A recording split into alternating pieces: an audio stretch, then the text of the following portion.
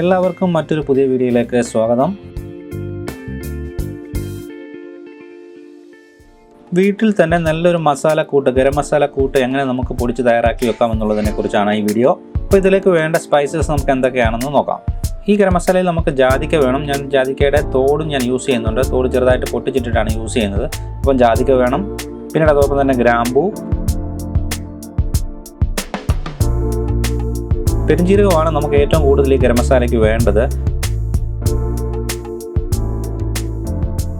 4ൽ 1 ഭാഗം മാത്രമേ ബാക്കിയുള്ള സാധനങ്ങൾ നമ്മൾ യൂസ് ചെയ്യാറുള്ളൂ. അപ്പോൾ പെരുംജീരകം ഏറ്റവും കൂടുതലായിട്ട് തന്നെ നമുക്കതിന് ആവശ്യമാണ്. കറുവപ്പട്ടയുടെ തൊലിയും ഞാൻ ഇതിലേക്ക് എടുത്തിട്ടുണ്ട്.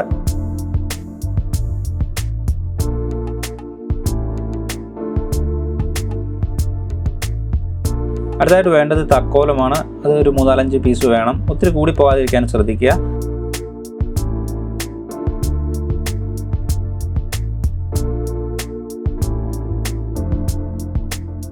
പിന്നീട് വേണ്ടത് ഏലക്കയാണ്.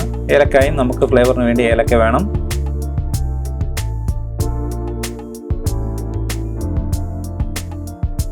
പിന്നീട് നമുക്ക് നല്ല കുരുമുളകും ആവശ്യമാണ്. പെരുംജീരകം ഒഴികെ ബാക്കി എല്ലാ സ്പൈസസും 4ൽ 1 ഭാഗം മാത്രമേ നമ്മൾ എടുക്കുന്നുള്ളൂ. അപ്പോൾ പെരുംജീരകം ഏറ്റവും കൂടുതലായിട്ട് തന്നെ ഇട്ടുകൊണ്ടാണ് നമ്മളിത് ചെയ്യുന്നത്. ഇനി സ്പൈസസ് എല്ലാം നല്ലപോലെ ഒന്ന് ചൂടാക്കി എടുക്കുകയാണ് വേണ്ടത്. ഒന്നെങ്കിൽ നമുക്ക് വെയിലത്ത് വെച്ച് നല്ലപോലെ ചൂടാക്കി എടുക്കാം, അല്ലെന്നുണ്ടെങ്കിൽ പാനിൽ ഇതേമാതിരി ഇട്ടിട്ട് നമുക്ക് ചൂടാക്കി എടുക്കാം.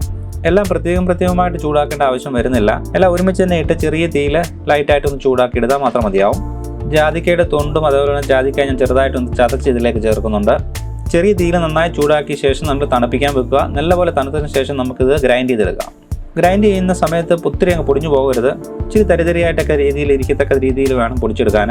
ഏകദേശം ഈ ഒരു പരുവത്തിൽ പൊടിച്ചെടുത്തതിന് ശേഷം നമുക്ക് ഗരം മസാല യൂസ് ചെയ്യാം.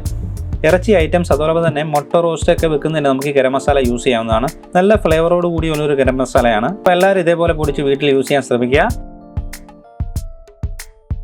ചാനൽ സബ്സ്ക്രൈബ് ചെയ്ത് സപ്പോർട്ട് ചെയ്യുക. മറ്റൊരു നല്ല വീഡിയോയുമായി വീണ്ടും കാണാം. Stay safe. ബൈ.